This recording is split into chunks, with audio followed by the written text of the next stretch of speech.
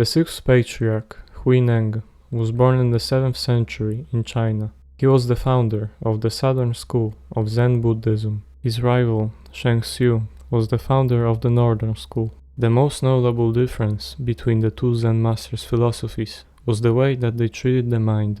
Shang Xiu believed the human mind to be like a mirror. In its natural state, the mirror can clearly illuminate what stands before it, thus it functions properly. But when dust covers the mirror, the image becomes unclear. The same goes for the mind. In its natural state, where there are no thoughts, the mind is in the state of enlightenment, or as Zen masters call it, satori. But when thoughts cover the mind, just like the dust covers the mirror, the state of satori is lost. The main concern of the Northern School's disciples would be cleaning the figurative mirror of dust, or the mind of thoughts.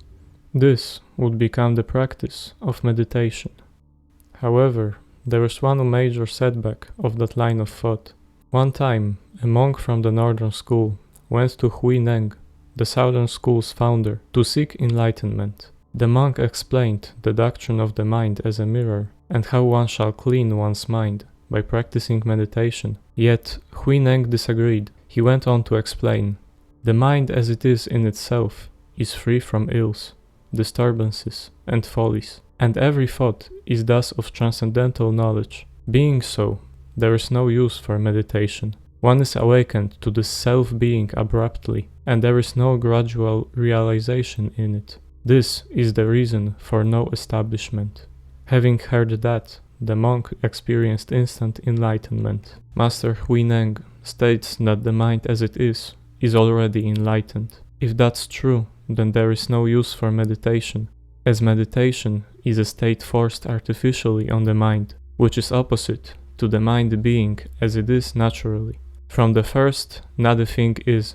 This was the first proclamation made by Hui-neng. It stands as a direct opposite to the doctrine of the mind as a mirror. There is no body tree, nor stand of mirror bright. Since all is void, where can the dust alight? If not a thing is, then there's neither dust to cover the mirror, nor a mirror to be cleaned of dust. But then, how does one attain enlightenment? If not a thing is, then there is also no enlightenment, at least in a sense. According to Hui-neng, enlightenment is purity, and purity really means nothingness, or in Sanskrit, sunyata. Normally, meditation is considered as wiping one's mind of thoughts. But Hui-neng states that there is no mind, and no thoughts to begin with, no existence at all to begin with. In order for one's mind to be enlightened, the notion of enlightenment needs to be done away with. Satori has neither form nor shape.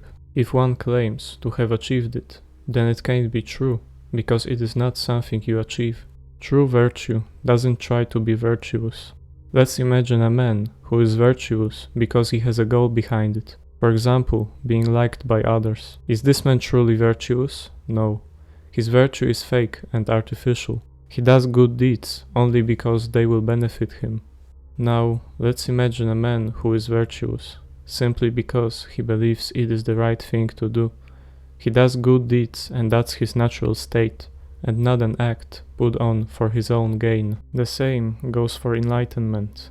If one tries to be enlightened on purpose, it will never happen. But if one's goal is not enlightenment, maybe one doesn't have any goals at all. One just simply exists in this world. This is who higher awareness comes to. It is a great paradox that in a sense defies logical thinking. Logically, if a person wants something, they will take necessary actions to achieve it. But when one finds out that if you want enlightenment, then you have to not want enlightenment, then that person wants not to want it. As you can see, in this case, logical thinking creates a vicious cycle. That's precisely why the school of Zen teaches that true enlightenment is no enlightenment, or that a state that we would refer to as enlightenment doesn't exist at all. As said before, the mind as it is in its natural state is already enlightened. To explain the mind's natural state any further, we must dive into the Buddhist triple discipline. In this triple discipline, there are three subjects: morality, sila, wisdom, prajna, and meditation, dhyana.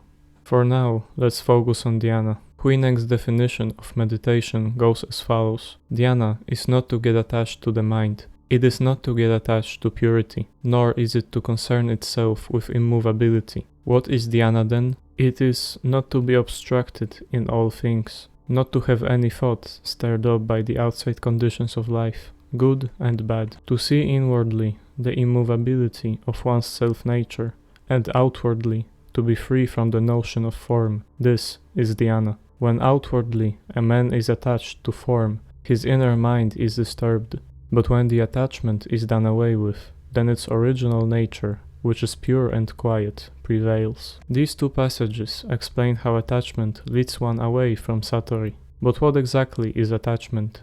Zen instructs that thoughts are the instruments of attachment. So if one's mind is wiped of thoughts, one has no attachment, thus leading to satori. To perceive the mind unmoved, and yet raise no thoughts about its immovability, to discriminate what is bad from what is good, and yet to feel no defilement by them, is to be the absolute master of oneself.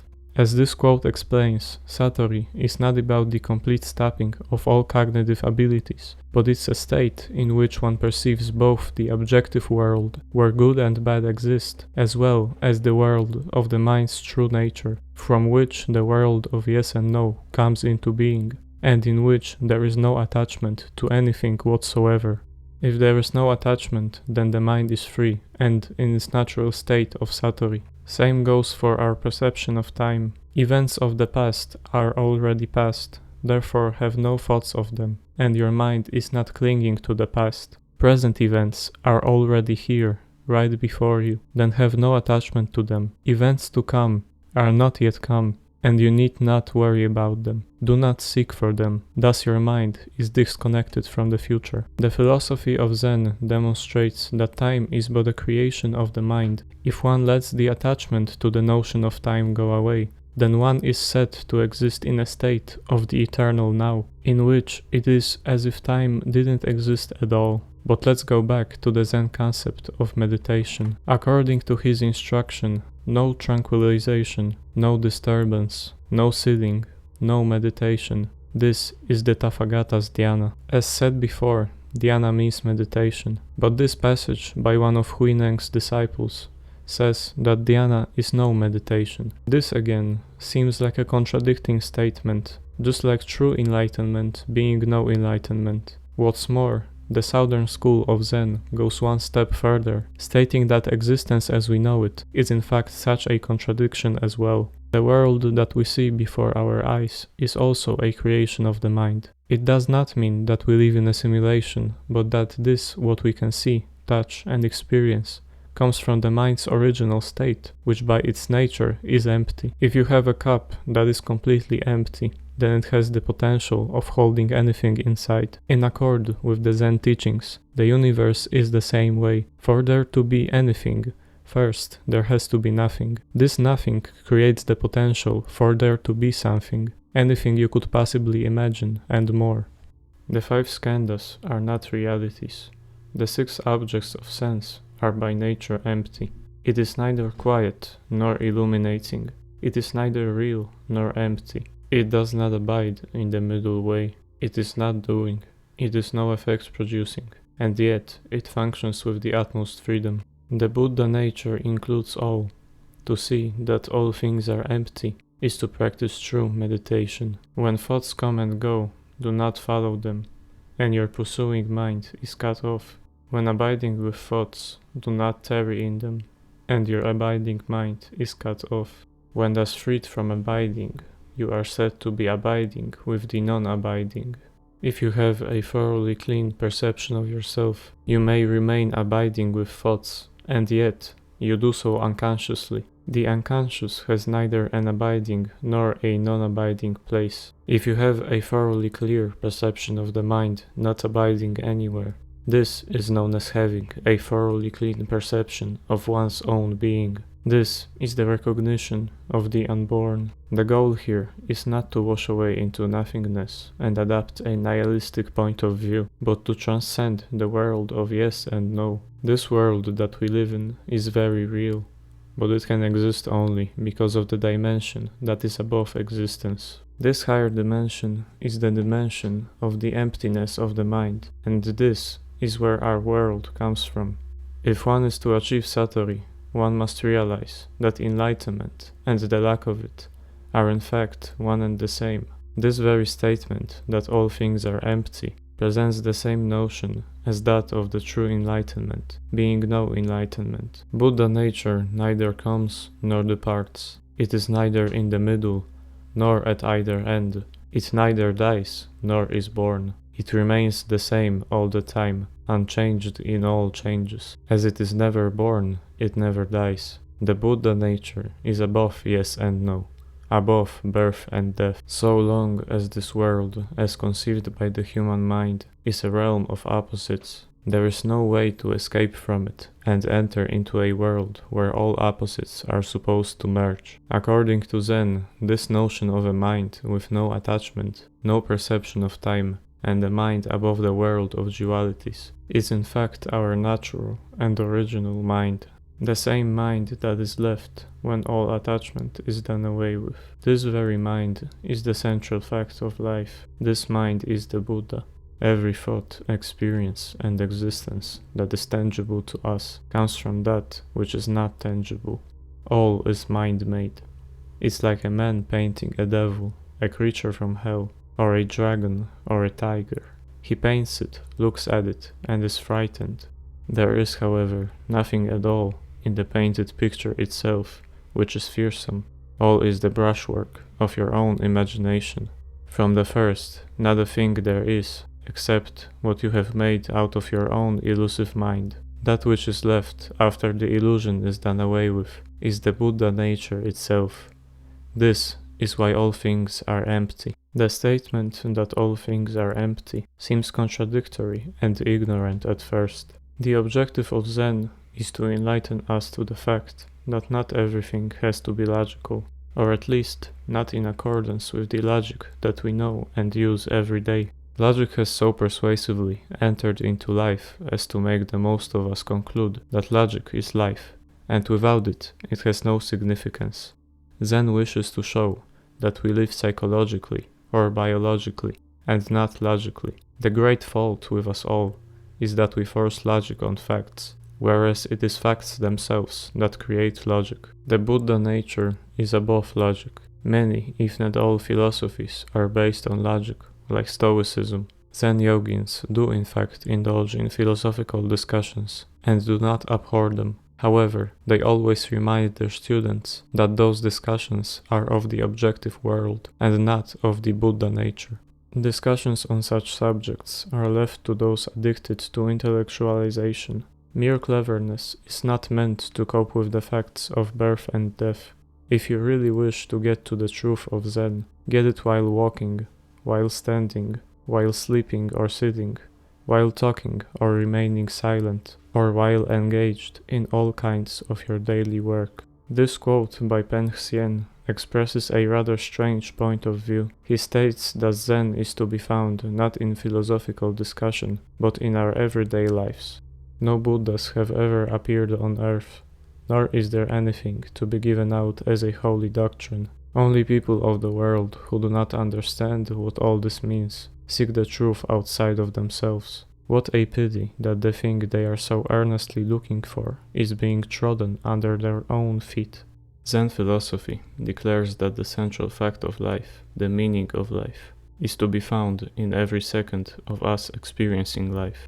Up to this point, we've been discussing issues that may seem incredibly distant and irrelevant to our daily lives, like whether or not the mind functions as a mirror. But ultimately, Zen does not seek that which is conceptual, but that which is pure, natural, and genuine. Zen is to be found in every second of our everyday lives. One time, a monk asked a master, "What would you say when someone comes up to you and asks about ultimate things?" The master replied, "This ground where we sit now is a fine place for a hut." This seems like the master is trying to dodge or ignore the question. But when one understands what place the answer is coming from, the teacher's statement becomes clear. The master is not trying to answer the monk's question directly, but instead tries to shift the monk's mind away from conceptual conversation and focus on the experience of life in the moment. The teacher simply states his own opinion about the place he is currently in. He's trying to show the monk that everything we experience in our lives, hands-on, is Zen in its purest form. The Buddha nature is the central fact of life, and that central fact of life is present in every moment of our existence. For here is no negation, no affirmation, but a plain fact, a pure experience, the very foundation of our being and thought. Have no attachment to your thoughts, and then your thoughts are all of undefiled knowledge. In your daily life, whether walking or standing, sitting or lying, do not let your mind be attached to the things of the world. Then everything you do is of undefiled knowledge. This lack of attachment is exactly what seeing that all things are empty is. If one perceives this world to be the end-all be-all, then one is forever this world's slave, and one's mind will keep getting disturbed by things of this world. But if one perceives all things to be empty, it gives that person the ability to distance themselves from their everyday life and helps their mind be at peace. This is best illustrated by a short story. Yuan, a Vinaya master, came to Hui-neng, a Zen master, and asked, "When disciplining oneself in the Zen, is there any special way of doing it?" "Yes, there is. When hungry, one eats. When tired, one sleeps. That is what other people do. Is their way the same as yours?" "No, it isn't. When they eat, they do not just eat. They conjure up all kinds of imagination. When they sleep, they do not just sleep. They are given up to varieties of idle thoughts. That is why theirs is not my way." The Zen master points out that the minds of regular people are constantly disturbed by thinking about different things and affairs, while his mind functions in a much more simplistic way. He doesn't concern himself with anything he doesn't need to be concerned with. He simply exists, and this simplicity of eating while hungry is considered the highest wisdom by even the most profound Zen masters. What, why, where, and how? All these are questions irrelevant to the fundamental understanding of life, but our minds are saturated with them, and this fact is a curse on us all. There was once a man standing on a high elevation. A company of several men who happened to be walking on the road noticed from the distance the man standing on a high place, and talked among themselves about this man. One of them said, "He must have lost his favorite animal." Another man said, "No, it must be his friend whom he's looking for." A third one said, "He's just enjoying the cool air up there." The three could not agree, and the discussion went on until they reached the high place where the man was. One of the three asked, "Oh friend standing up there, have you not lost your favorite animal?" "No sir, I haven't lost any." The second man asked, "Have you not lost your friend?" "No, I haven't lost my friend either." The third man asked, "Are you not enjoying the fresh breeze up there?" "No, I'm not." "What then are you standing up there for, if you say no to all our questions?" The man up high said, "I just stand." The reason why this story perfectly sums up the philosophy of Zen is because this man's mind is at peace. He's not looking for anything. He doesn't wish he was somewhere else. He doesn't ask for meaning. His mind is empty. He just stands there and experiences existence as it is in its purest form.